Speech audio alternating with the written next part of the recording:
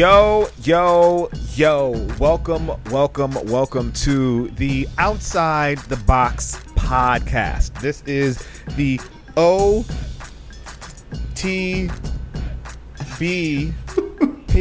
Yes, the OTBP, the Outside the Box podcast. If you've never listened to us before, welcome. We'd like to welcome you with open arms. We don't have any food to give you except food for thought. How about that old dad pun there?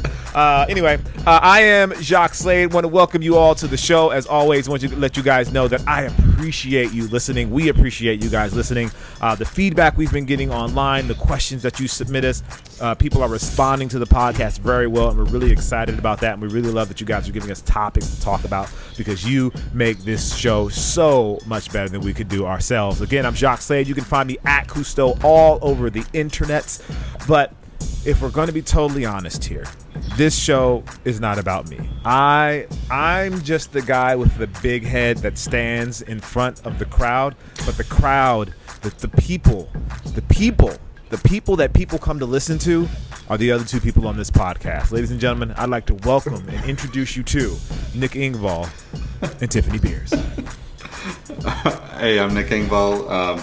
You can find me all over the web at Nick Engvall, NickEngvall, or at Sneaker History, sneakerhistory.com. I basically just have been in sneakers for a long time, and luckily I became friends with Jacques and now friends with Tiffany, so I just get to hang out with cool people on the internet and learn all the time. But most importantly, Tiffany, let them know how they can find you. I'm Tiffany Beers. You can find me on Instagram and YouTube at Tiffany Beers. And I've been in the sneaker world now, well, for a long time, but I worked at Nike for about 13 years, an innovator.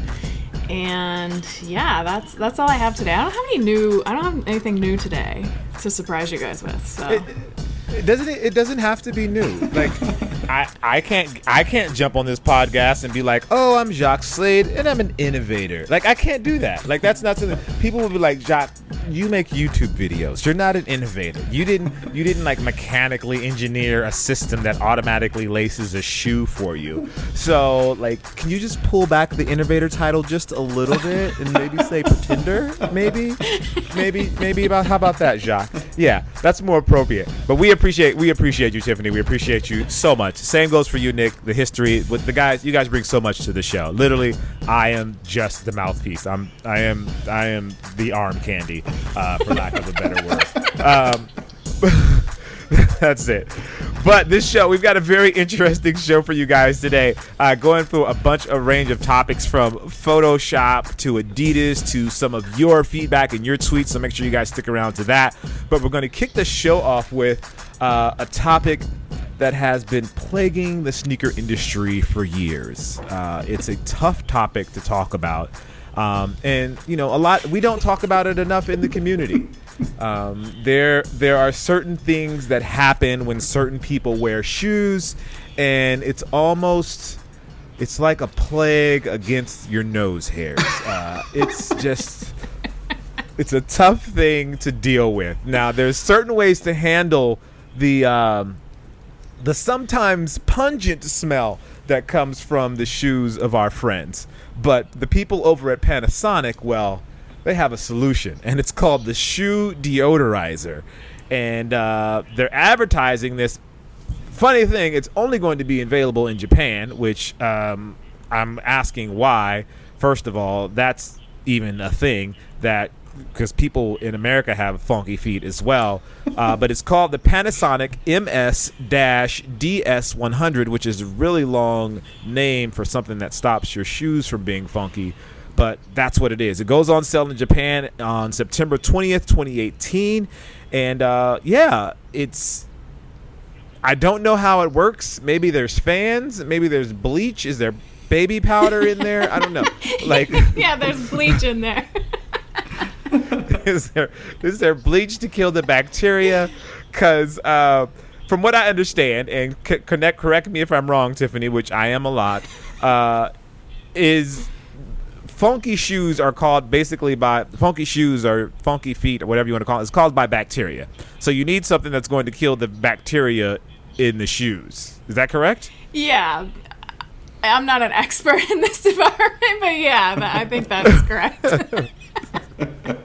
I figured that because you worked with shoes, like you have extensive knowledge in everything that has to deal with shoes. Well, I mean, like you said, people don't like to talk about this. Like, I even did a video on stinky shoes, and everyone just denied, oh, I don't have stinky shoes. Like, bull crap, you do too. Wow. Yeah, I had a college roommate, and he had the worst smelling feet I have ever smelled in my entire life. I don't look. He without sin shall cast the first stone. I'm not saying my feet smell like roses. However, I don't affect the entire dorm room, and I'll leave it at that. So, quick stats about this deodorizer. It generates and exhales hydroxyl radicals and ion particles to dissolve and eliminate unpleasant odors. The process can take 5 hours or 7 hours, depending on one of the two modes you select, normal or long. I do feel like they could have been a bit more creative with those names. Normal takes 5 hours and long takes 7 hours. How about clean and deep clean, or defunkify and extra defunkify? I don't know. I'm just throwing those names out here. It runs on mobile battery in case there's no AC power outlet available. So I'm going to say that if my feet smelled bad and I had to plug a machine into the wall in order to fix that, I'm offended. But that's just me. Maybe that's just me, and that's how I take things. And so does anyone know what a hydroxyl radical or ion particles are and how they work?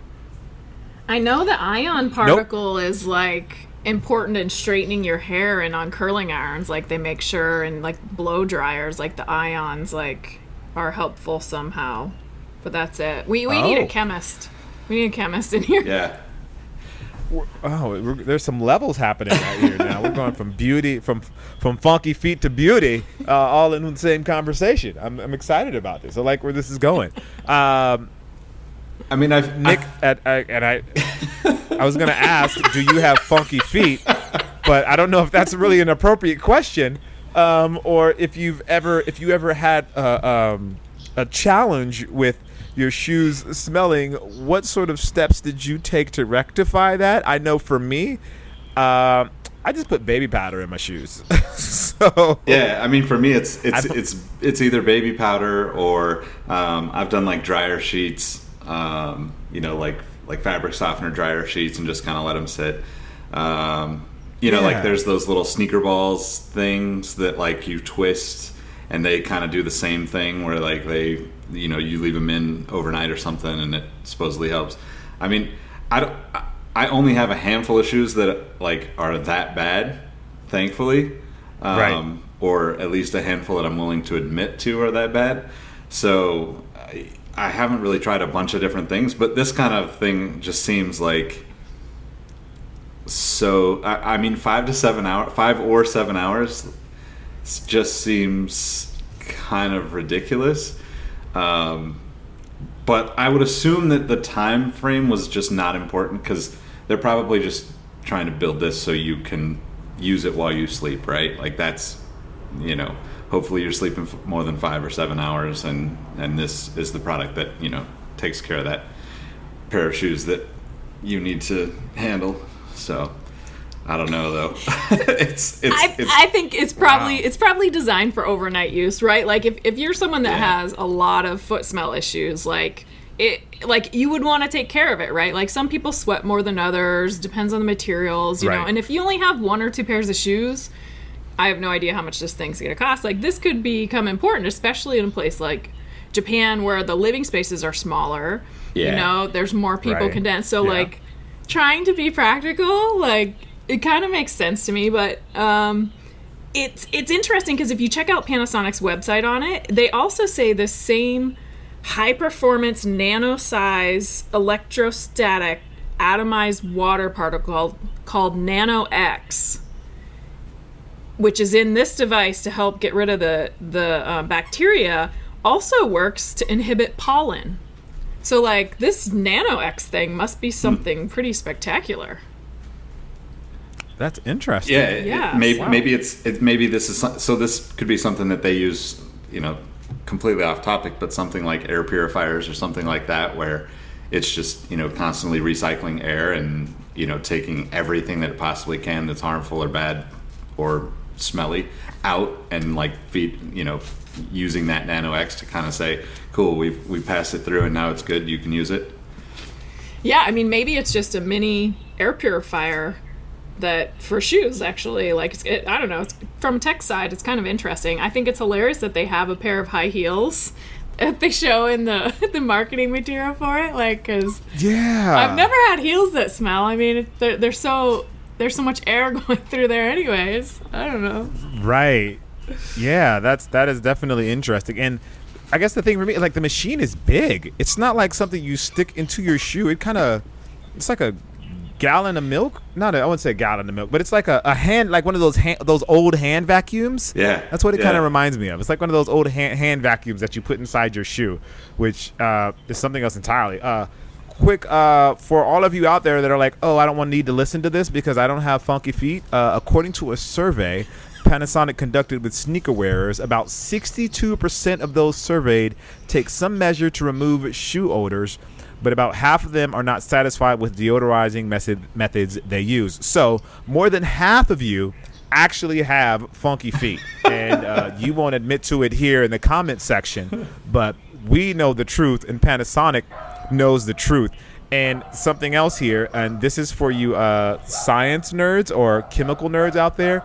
It seems like the issue of funky feet is caused by isovaleric acid, which is produced by the sweat in our feet. So that's something I didn't know, and probably something else I'll use when I go on Jeopardy. So just putting that out there for you guys, so you all know what's going on. So well, apparently I won't be able to get the word right. Isovaleric acid. That's your thought of the day. Now you know. So we're learning here. It's all about knowledge. Knowledge is power. All right. So moving on from the shoe deodorizer. Again, those only drop in Japan. So if you do want one, I guess you'll have to import one from Japan. It's the Panasonic MS-DS100. I really want to know why they're only releasing them in Japan. That's actually kind of I'm really interested in seeing what they are. And they're only going to make 1,000 a year, so they're going to be limited. So slap a Supreme label on them, and then like they're really going to be hot items. Anyway, that's another topic entirely. And that name, I mean, catchy name. I'm going to remember that for sure. Yeah. Yeah. MS-DS100 as opposed to shoe deodorizer, which I guess marketing must have been like, that name didn't test well. Let's go with MS-DS100. I think that rolls off the tongue a little better. It did better in the focus group. I mean, your point about Supreme though, this is like the perfect kind of thing, right? Pretty soon brands are just going to make weird things so they can do a Supreme collab. Right. That would be hilarious. All right, moving on from the funky feet to I guess funky feet in a different way. There is an image rotating. How about that? Circulating on the internet of the group Drew Hill. If you don't know who Drew Hill is, go back to your '90s R&B and learn yourself something. They made lots of great music back then. One of their most popular songs is "Sleeping in My Bed." And then the leader of that group made a song called Thong Song. So if you haven't heard Thong Song or Sleeping in My Bed, then you have to learn yourself something. So get on Apple Music, Spotify, or Tidal, or whatever it is that you use, and listen to some Drew Hill and get yourself in the mood. But before you do that, take a look at the image that we're going to have a link to down in the description, because they did a photo shoot with Vibe and they are going on. Let's see, R&B veterans players to the group, and they're going to announce They're announcing a new album, and it was on Vibe magazine. But there's a few things wrong with the image, and I'm going to take this one off, and I'm going to pass it over to Nick because I feel like I'm going to get myself in trouble if I start to describe this one. So I'll let you take this one, Nick, because I don't want to say something that I'm going to regret, and then I never get to listen to Drew Hill again, which would be very upsetting to me. Hey, so you're assuming that I don't want to ever listen to Drew Hill again? I mean... No, it's pretty bad. I mean, I think like it's hard to even look at it without just laughing because it looks like. I mean, I think this is just a situation where the friend of a friend or your brother's cousin's baby mama's cousin comes in and says they know how to use Photoshop. And they'll make everything cool before it gets done, and it just is not. That's not the case at all. Like you've got one guy with the Jordan 1s on that are clearly like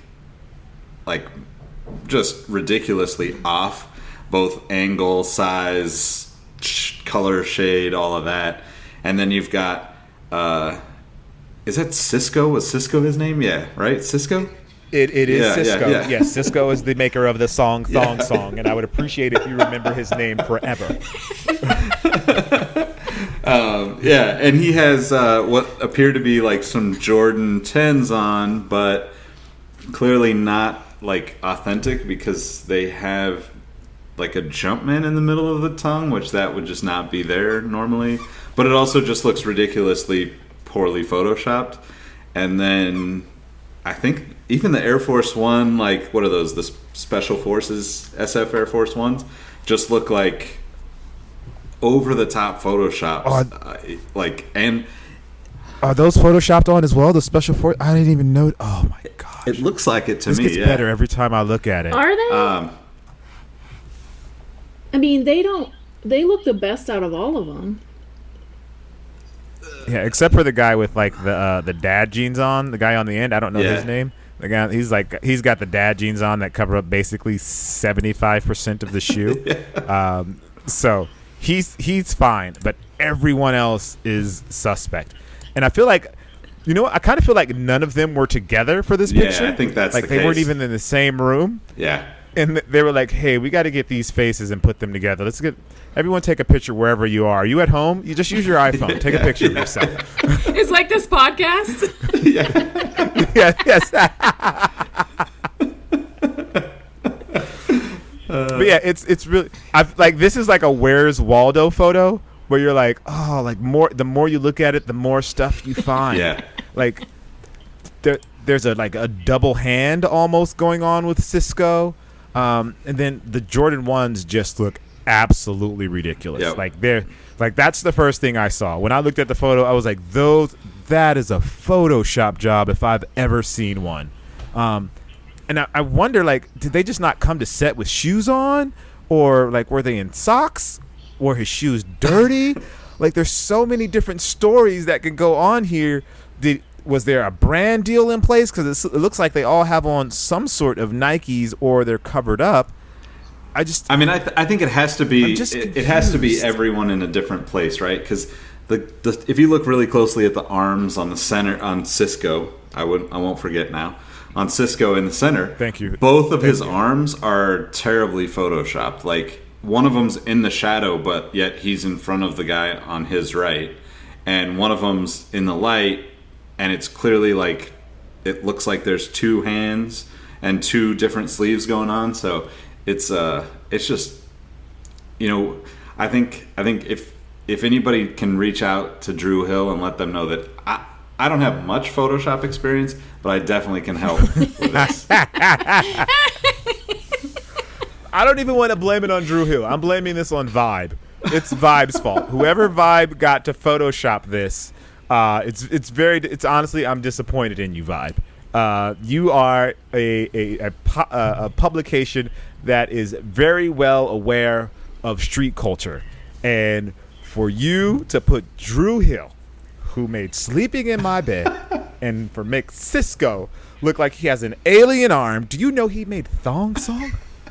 Do you know he made Thong Song and you gave him an alien hand? Okay. All right. And then just last note here. I don't know what's going on with the guy with the yellow things on his shoes. I don't know what those are or what that is. But I don't know. I'll just leave that at that. And I wasn't even supposed to talk about this because I knew I was going to say things that were going to get me in trouble, and my president of the Drew Hill fan club nomination was going to be rejected. This is just so unfair. Then the Jordan logo is so little. I want you guys, audience, if you're listening, and if we have the image up here, look at that Jordan logo on Cisco's shoes. Like, it's bad. Like, there's nobody believes that that's a Jordan. I think, and like you can't even see his back foot. Yeah. Look at it. You can't see his back foot. Is he a tightrope walker now? Did he leave art singing and now he's a tightrope walker and he's been working on his pas de bourrée? Is that what's happening? I don't know. No, I will say right. the yellow the yellows from last summer. That was a Comme des Garçons Air Force One collab that was like that had that like was rubber, it? Yeah, it had like that weird rubber like toe cap piece. I think there were a couple of them. There was like a black pair, maybe a black pair, and then the white pair had yellow on it or something like that. And it was just like, I forget what the like, it might have been dinosaurs. I think it's dinosaurs. Like the yellow piece is designed to be a dinosaur. We'll see if we can find it. Yeah.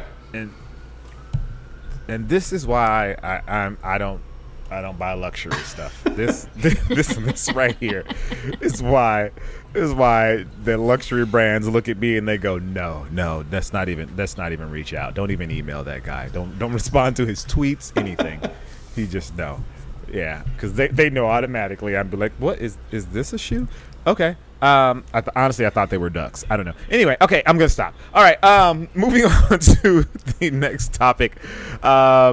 So the Adidas. So sneaker releases, and we're gonna kind of get into this because of some of your tweets. But Adidas is doing a new policy that hopefully makes it easier for collectors, or I don't even want to say collectors, just for people in general to get shoes. There is an issue with hype sneaker releases. I think everybody knows that. I think the brands are starting to really kind of come around to that.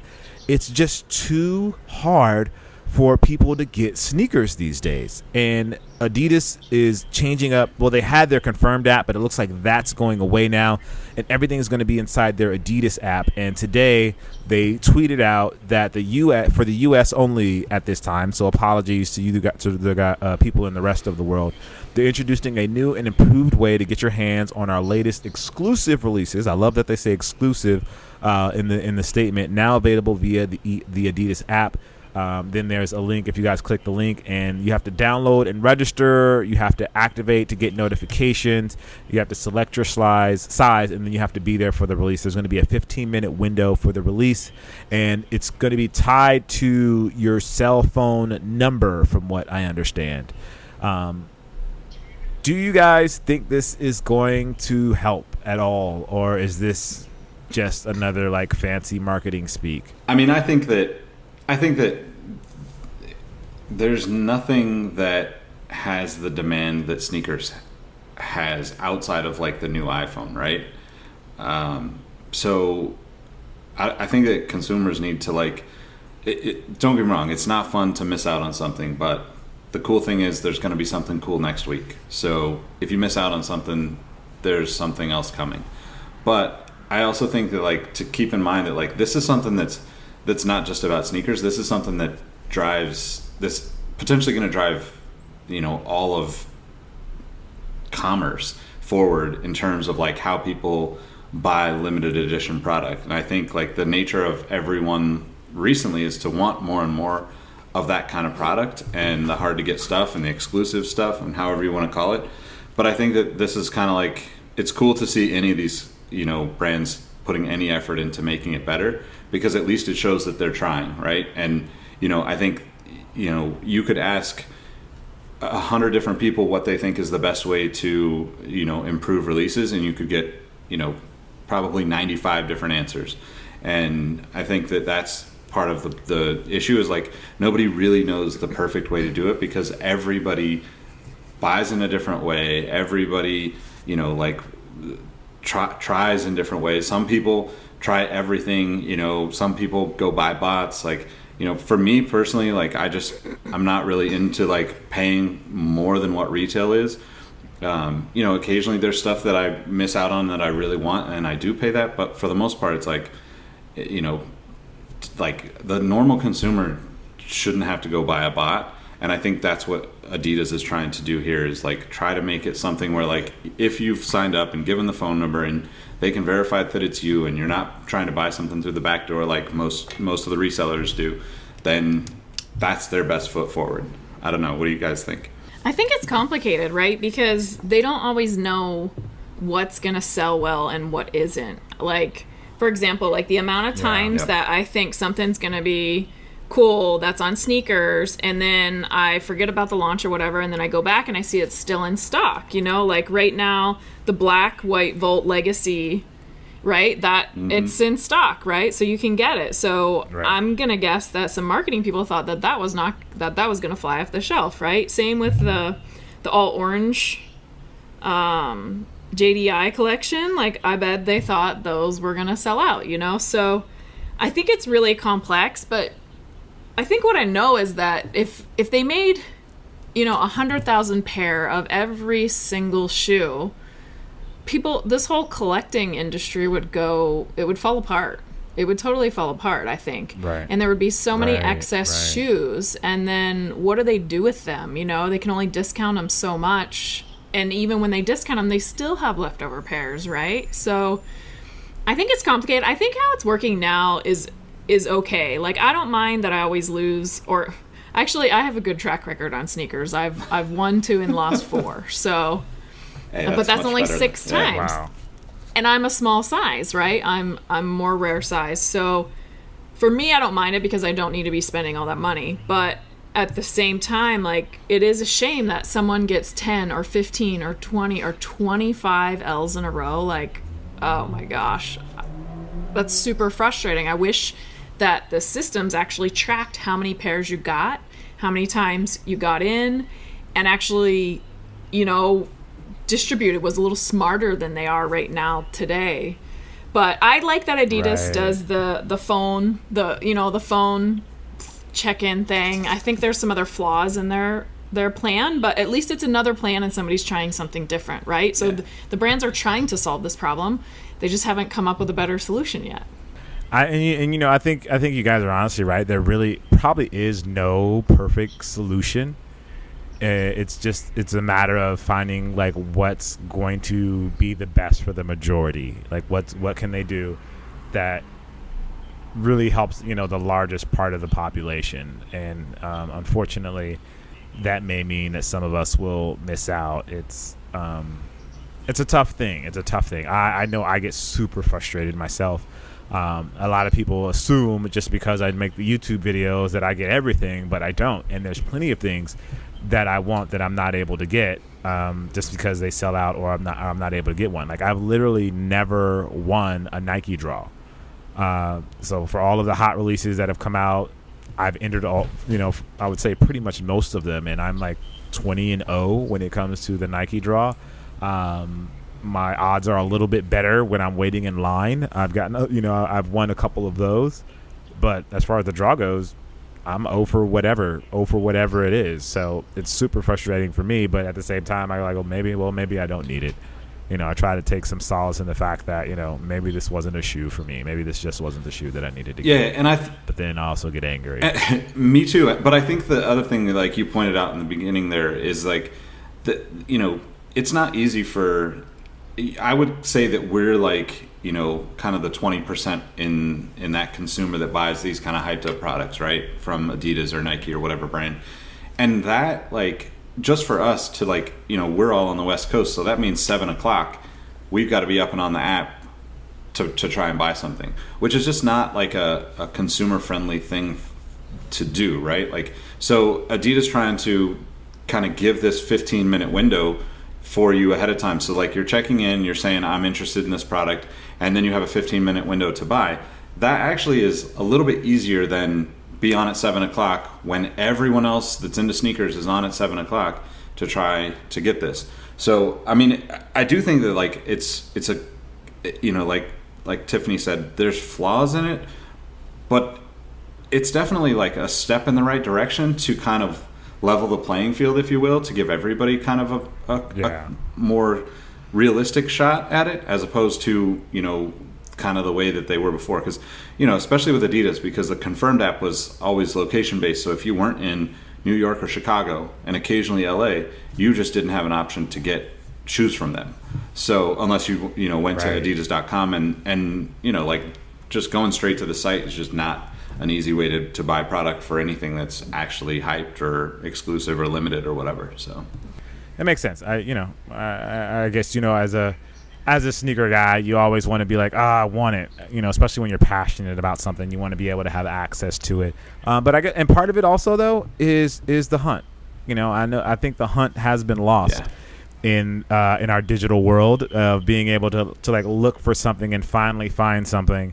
And it's a matter of just really having some patience, I think, in this world as well, as opposed to always being like, I want it now. Why don't I have it now? It's just us having some patience and being like, I'll get it later. And oftentimes I find myself going, I really, really want that at that moment. And then 2 weeks later, I haven't thought about the shoe. And I'm like, well, maybe I didn't really want that. Maybe I was just kind of caught up in the hype. So that's part of it as well. So we'll see. But the app is available right now through iOS or Google Play Store or whatever it is you have. Or I don't think it's on Windows if you still have a Windows phone, which is probably another conversation. But you get to pre-select your size. And for each drop, you have a 15-minute window, and it's confirmed by your phone number. So go ahead and download that if you haven't already. But this leads to one of your tweets. We got a tweet from, and forgive me if I'm saying your name wrong, Yudo Nomi. I don't know if that's saying you don't know me, or if your name is Yudo Nomi, and I just made fun of your name. And if I did, well, I apologize.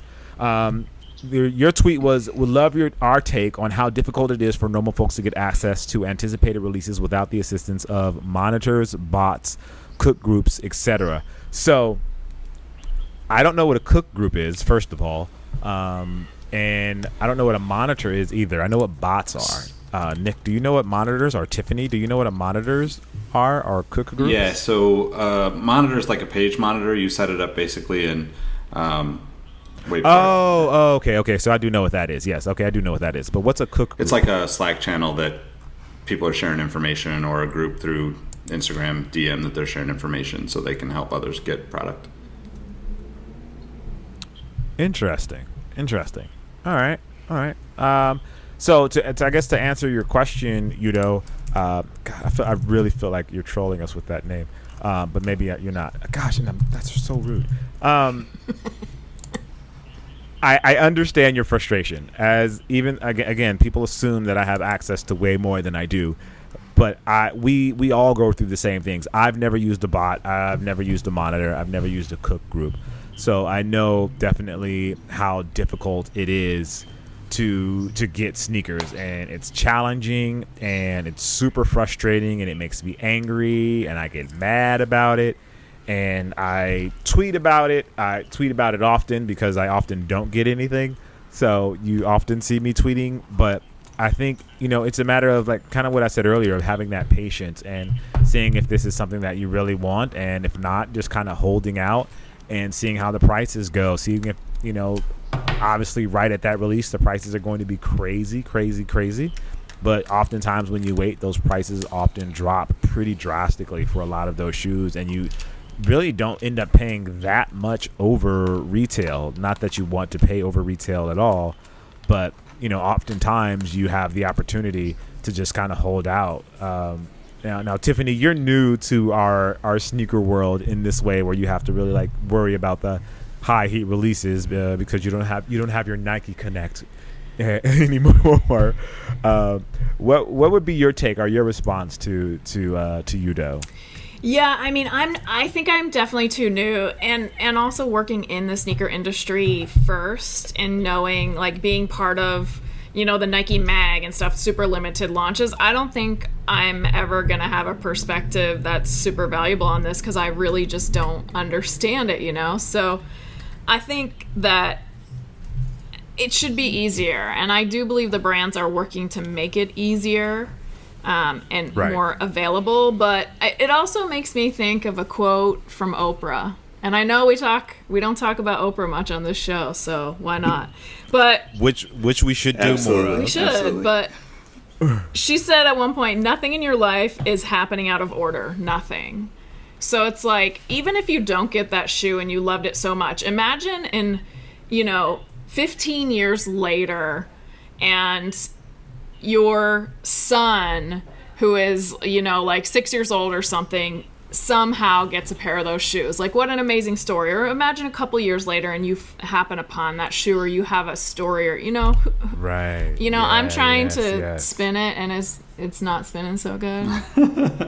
No. I think no, but I think you're putting things into perspective. Like, there may be a moment we want it now, but we'll get it when we're supposed to have it. And I do firmly believe that, despite my frustrations and my lack of faith in certain situations, things happen when they are supposed to. And it may be down the line, like you said, when you're an adult or when you're a lot older, and that your kid hears you tell the story of how you used to not be able to get these shoes and you really wanted a pair, but they were too expensive on the resale market, and it pops up for your 42nd birthday or whatever birthday, and your kid gets them for you and that's a moment that's going to mean a lot more to you than it would have been if you would have just got them off the sneakers that day. So I love that perspective. That's really a great way to look at it. Thank you, Tiffany. Well, yeah, I mean, you're welcome. But if it's not like it's food. It's not like it's a medical something that you absolutely need, right? And there are people every single day, way too many people that are living without things that they absolutely need. So, like, you missed a sneaker launch, you've missed 20 of them, but you still have plenty of shoes, right? Like, you still have shoes you love. So, celebrate those. Yeah. And I like, think maybe we could start that. Like, every time you get an L, you post your favorite shoe picture that you have. Like, what pair of shoes are you most grateful for? Like, instead of posting the L and spreading the negative energy, like, let's post the one we love the most.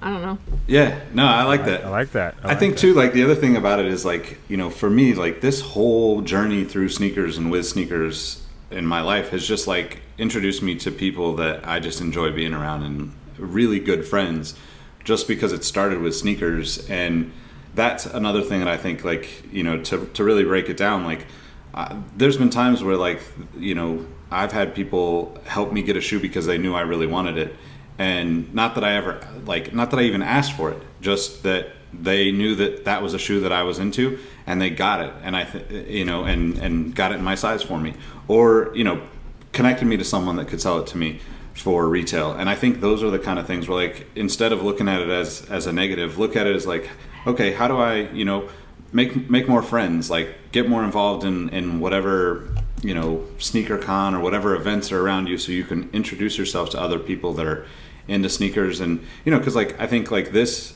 podcast is a great example of that, right? Like, we just started talking, and, like, I think we've had some really good conversations that have come from it that are really nothing really about missing out on sneakers, but that could be something that you take that kind of thought process and just change it into a positive and say, like, okay, like, this is I'm going to go down this path of, like, meeting more people and getting more involved and seeing what else I can do in this kind of business and industry and community to make it more enjoyable, regardless of what shoes I actually get or what shoes I'm actually wearing or what shoes I have. No, I met some of my best friends in sneakers, so I believe that wholeheartedly. All right. Transition a little bit here, because I'm the master of the awkward transition, if you guys don't know already. Today, Virgil released a new collaboration for Serena Williams. Now, I'll say this from a male's perspective. I saw this collection, and I was like, oh, that's cool, that's dope. Cool that he's doing, like, performance wear as well. But there was a little conversation about this online today. But before we get into that, I'll kind of throw this over to you, Tiffany, about Virgil and like being able to collaborate outside of like that 10. What as a designer, is this something that you encourage, or is this something where you kind of feel like he's getting out of his league? I guess I don't understand the collab. Like I'm looking at it and I just don't. I mean, I think it's okay to have a collab in a performance way. I mean, that's basically what happens with athletes, and to have like someone that's not an athlete but a designer or an entertainer or something to collab on a performance shoe with an athlete. I mean, that's like the perfect triangle, right? Like that you have the entertainer side, you have the streetwear side, the performance side. Like, to me, that's like a perfect kind of way to go about it. But in this particular one, I just don't get it. And I think they're trying to bring in Serena Williams, right? Like they should be. She's a phenomenal athlete. And they're trying to, go at the women's side a bit more, but ugh. I don't have words. I mean, I like the socks better. Like, I like how they're rocking the socks. Like, you don't see girls rocking socks like that. And I'm thinking, oh, I might integrate that in. Not the shoes, though. Interesting. Nick, your thoughts? I mean, I think that looking at it from like, the perspective of, they've always tried to like do, I don't know if crazy is the right thing, but just like bold statement pieces for the US Open. And I think that that's what this is for, right? And it just kind of follows along, but it's, I don't know, like, I guess, like, for me, the whole Virgil thing just feels so forced at this point, because it's like, cool, like, we'll just throw Virgil on it and it'll sell. And, I mean, I hope that it's more than that, and, like, if Serena was involved from the get-go and, like, she's all about this, then that's awesome. But it just doesn't feel that way. It's kind of like the last, conversation about the Vogue collab, where it just feels like super forced, and, I feel like they could do better. And that's, maybe high expectations for myself, but also like, Nike's like, kind of been the best at this for a long time. And I feel like they've kind of fallen off in terms of like really getting to the like authenticity and, the really great stories that they've told over the years. And now it's just become like, right, cool, like we met Virgil in Paris and he threw an X and a quote swoosh or quote logo or quote, something on the shoe and the dress, and now it's a collab, and now, we're going to put it out. So I don't know. It's not as exciting. It's not that exciting for me. It's kind of like, I kind of feel like they could have done better. Yeah, I take that same perspective with this. I feel like this doesn't feel like a true integration, I guess, as opposed to just like Virgil doing what he's always kind of done with what I shouldn't say always, what he's done already with Nike. This doesn't feel like an integration that was like, oh, I'm going to approach this in a different way to do something for Serena. This just feels, I guess more like what you said. It was like, oh, this is what Virgil does, so let's just do that same exact thing, but attach Serena to it, as opposed to seeing it through a different lens. I wish this was seen through a different or a more focused lens that made it unique to her, as opposed to making it general off-white-ish, I guess, if that makes any sense. Yeah, I agree. I mean, it feels forced. It doesn't feel connected to her. She's not even the model in the photographs. Like, why is that? But, I mean, if you're going to do something connected to Serena right now in tennis, you're going to involve, not Virgil, you're going to involve, like, some sort of mother brand, right? Like, some sort of, I just had a baby and I'm competing professionally, like you're, it's not going to appeal to people, right? It'll appeal to mothers that are athletes for sure, but it still feels like Nike's trying to make this appeal to sneakerheads and the sneaker community, and it, in no way, shape, or form, I think it should be. Like, I just think they're off on all the marks, and I definitely don't have the answer. But again, that's two kind of crappy female collabs. Yeah. So, on another note regarding this same collab, I have a friend, Jazare. I don't know if you guys know who she is. She was very, I don't say she was upset, but she took, she was bothered, I'll say that, by the collection in general. And it was from the perspective of she generally feels like Nike does a lot of the kind of just pink and glitter to say it's a woman's collab. And as a man, I guess I don't know really where to step in with that, because that's not something like I obviously don't wear pink or purple, but I know women that do. But she feels more that it's just like this is what you guys always do for women. You just make it pink or you make it purple, and then just feel like, okay, that's something for women. And she doesn't feel like, I guess it's doing enough. Yeah, I don't disagree with her. I do know her from Instagram and the Sneakers book, and I think they did do the all gray colorway, and I think that's there testing the waters to see, okay, if we don't put pink or purple, do women even talk about this? Versus, I agree that I don't like the pink and purple. It's a little bit unicorn. I don't know. I think of unicorns when I see some of these colorways. So, right. Yeah, it's just, I don't know. I don't have much more to say about it. I mean, I think too, like it's kind of odd to me that it's Virgil. It's like there's got to be other females that are doing creative work in fashion, in footwear, in apparel, that would love to work with Serena to create something unique that actually resonates with the consumer, right? How about Vogue?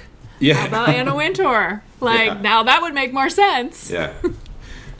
Right. Yeah. I don't know. It's definitely odd. Yeah. So I'm trying to think of an example where it would be the same thing done to guys. Like if it's always in baby blue. Like say every model you guys ever buy but they'll say it's Carolina blue and then it's cool. There's not really another example where it's always made for the male gender and colors represent it so strongly, which is kind of interesting, right? Like that's where the athletic socks being pulled up like that, like that's definitely not, like that is more associated with male athletes, I think, than female. And that's where I think I was like, oh, that's kind of cool. That's kind of interesting. Yeah, it's really it's interesting. Like Jazz, this is, I guess her original tweet was, if you listen to any interview of any female sneaker professional, influencer, designer over the past 10 years, you will hear her ask these brands to stop delivering glitter, purple, and pink. And which means that, and this is her again saying, one, these brands aren't tuned in to what they're saying, or two, these brands don't give a F. So, just putting that out there. And then she also tweeted someone who said that the new Serena stuff looks like a base lure when you go fishing. And I'm going to leave it at that. That is so